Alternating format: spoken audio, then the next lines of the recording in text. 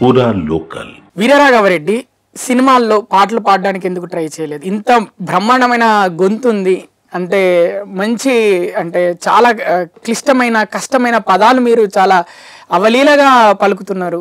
ఎందుకు మరి అటు ఆ లైన్కి వెళ్ళలేదు? ఎందుకు ఆసక్తి రెండూ లేవండి. ఆ సినిమాల్లో పాటలు పాడే శక్తి ఆసక్తి రెండూ లేవు. టాలెంట్ కి ఏ ఇండస్ట్రీ అయినా వెల్కమ్ చెప్తుంది. అది సినిమాలనే కాదు, చాలా ఇండస్ట్రీస్ ఉన్నాయి.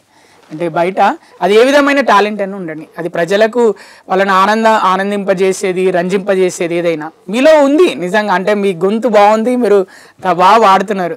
కృతజ్ఞతలండి. అంటే అవకాశం వస్తే వెళ్తారా? లేదండి, అసలు ఇంట్రెస్ట్ లేదండి. పాడాలన్న ఆసక్తి కొంచెం కూడా లేదండి. దేనికోసం ఈ పాడాలనుకుంటున్నాను మరి?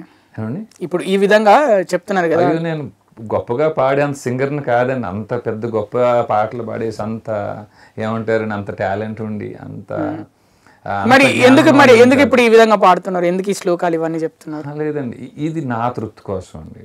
ఏంటండి, మనం ఏమైతే భాష మాట్లాడుతున్నా ఈ భాషకు మూలమైన ఈ సశబ్దం అనేది ఆనందాన్ని ఇస్తుందండి. ఆ నిత్యం ఆనందాన్ని ఇస్తుంది.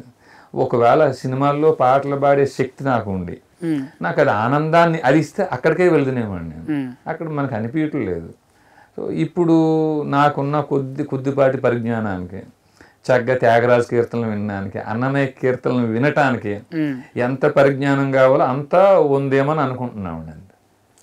పూజారిల పైన మీ అభిప్రాయం ఏంటి? ప్రత్యేకంగా అభిప్రాయం ఏమీ లేదండి. ప్రత్యేకంగా ఎలాంటి అభిప్రాయం లేదు. ఎందుకు లేదు కూడా తెలియదండి.